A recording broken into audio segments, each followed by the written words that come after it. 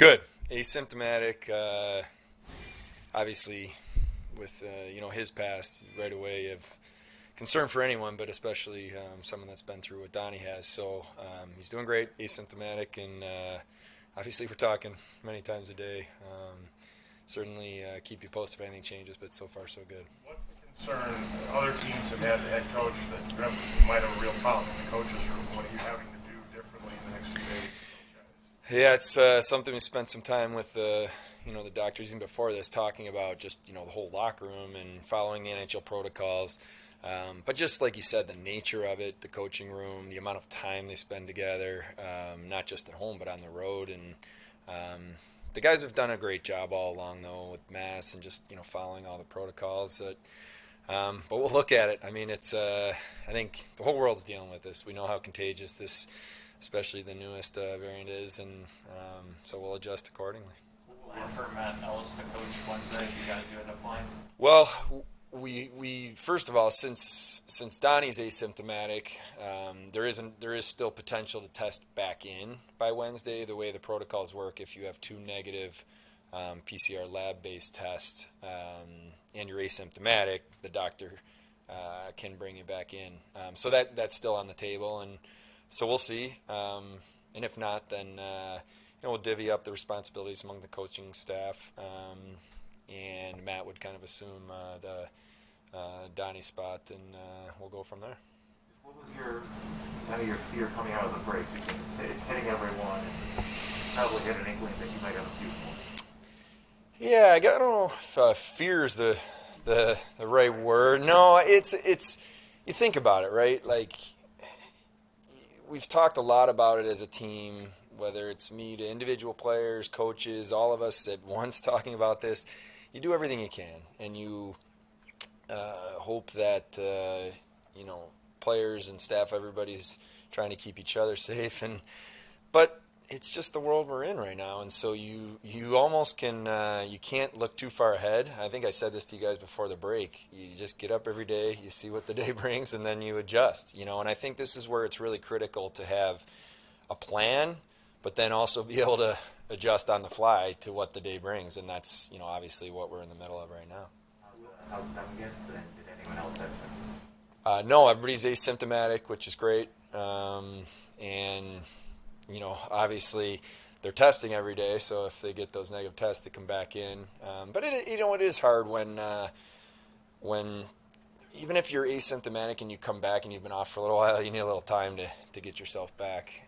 But so far with the way our staff and players have been asymptomatic across the board. Are you going to bring guys up from Rochester to take some of the guys' places, or are you going to wait to see if some of them test back in? Probably all the above.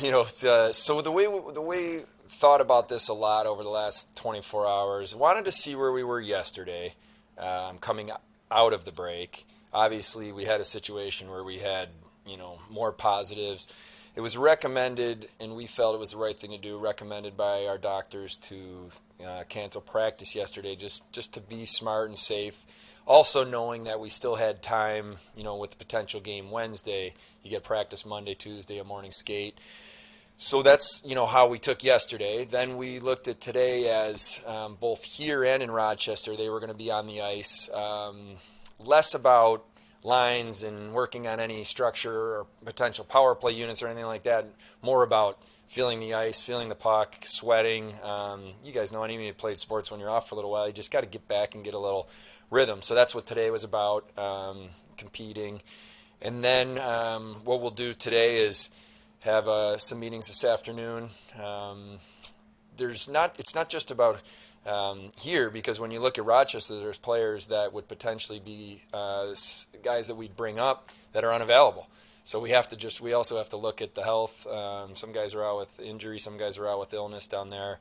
But we'll make those decisions this afternoon, because what I'd like to do would be in a position where tomorrow we could practice as if we're preparing for the game on Wednesday, which is how we need what we need to be doing. All indications on my end from league communication is that we need to be ready to play Wednesday. So that's what I told the team, and so we'll go through that this afternoon, Paul.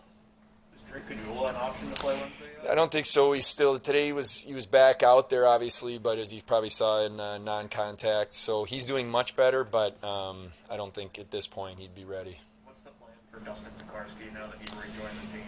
Yeah, so today was his first, what I'd say, maybe full day back or normal practice day.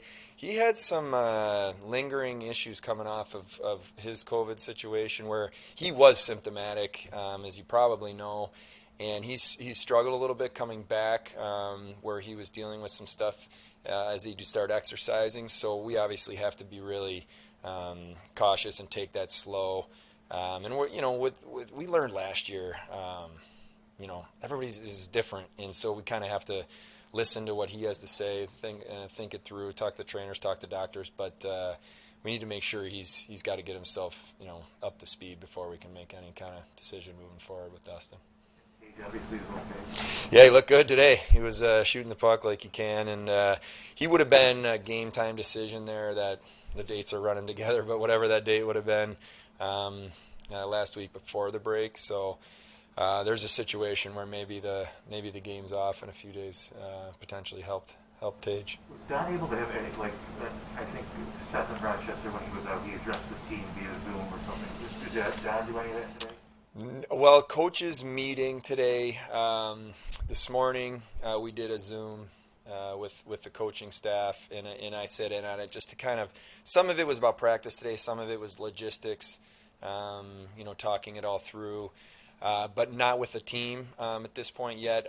We did have a team meeting where I addressed the team just to kind of bring them all up to speed, help them understand currently our situation, currently where the communication with myself and the league has been, the expectation moving forward, and then also to let the players know that the door's open. Their safety and health is what we have to think about, for our players and staff first and foremost, and they know that. So if they're uncomfortable or there's something they want to talk about, they know my door's open. So that was kind of the meeting, and then rolled into the coaching staff doing their thing. And but Donnie is, I've probably talked to him already, 5-6 times today, and so if that's the beauty. We've been through this.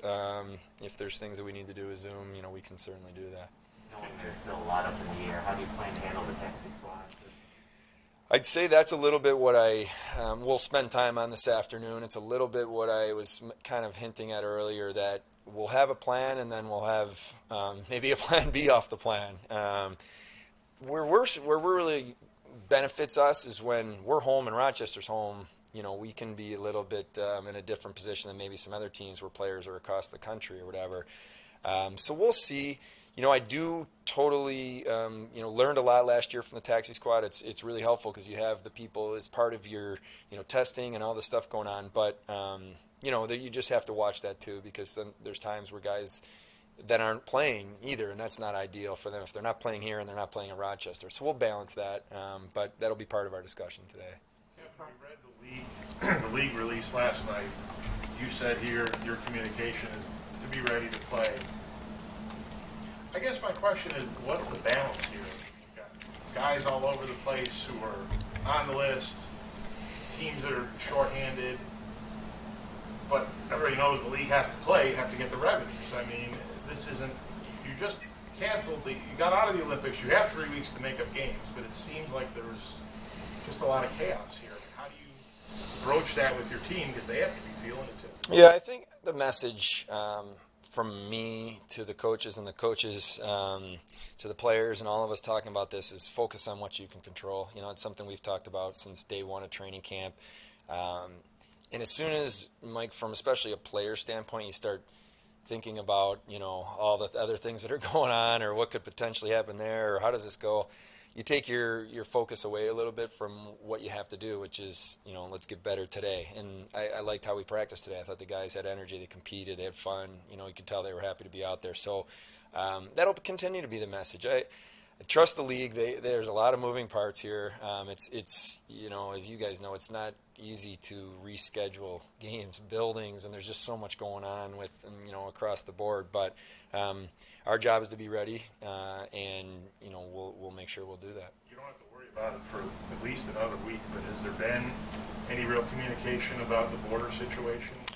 There hasn't, no. To my knowledge, nothing's been brought across my desk that anything's changed. Certainly makes it challenging just because there's different, whether it's different rules depending on what country you're in, or just, I guess we've been dealing with that for a while. So, but no, nothing's changed, or I haven't been told anything as of today. As far as this goes, I'm sorry, he was experiencing symptoms and they dissipated? Yeah, he initially was one of our guys that did have symptoms for the first day or two. Nothing, not bad, but I believe at Christmas Eve maybe I had sent him a text checking in on him, and he said he was feeling great. So didn't last long. He's doing well now, but out of our group, he was the one who initially did have some symptoms, other than Dustin, obviously. Non-COVID question, did you watch O1 Power last night? What did you think of I did. Well, I'll back up. I love the World Juniors. I just think it's a great tournament. It's the best tournament in the world for, in that under 20 situation. It's a great tournament to evaluate where players are with their peer age group. Because often when we're scouting, whether it's a draft eligible player or one of our prospects, you're watching them play in the Swedish Elite League against 30-year-olds. So you're getting a different gauge when you watch the World Juniors. So I love it, and a lot of our staff are either there or headed there. Owen, I thought last night showed what his makeup is, which is poise and confidence and the ability to just calm things down and make the right play. And I'm sure it's a pretty exciting time for him, being the first Canadian World Junior player to get a hat trick as a defenseman.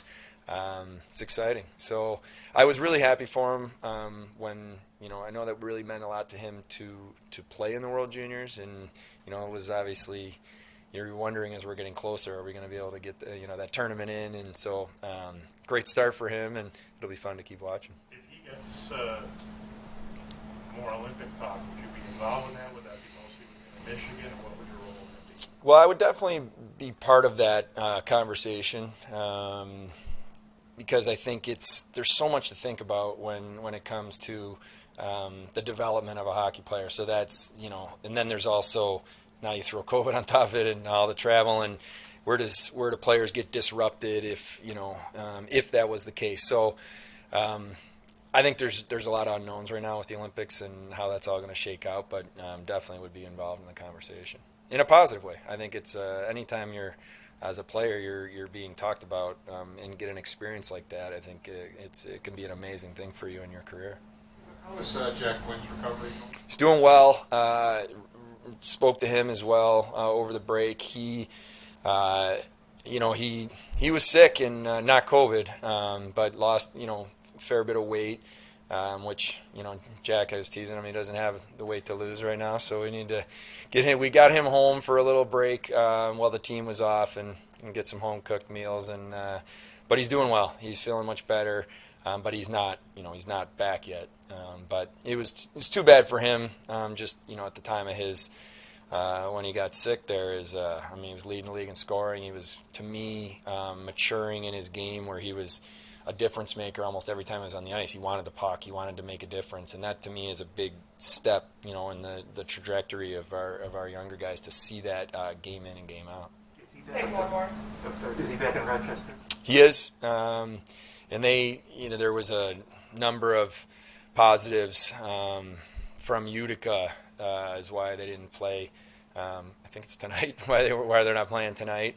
But yeah, they're back. They're practicing, and they're in a situation where hopefully they get back playing, because it's they had missed some games before the break, and then obviously they had some games there on that trip that I was able to join them and see a couple, and it'd be nice to get them back playing again. All right, thanks everyone. Have a good day.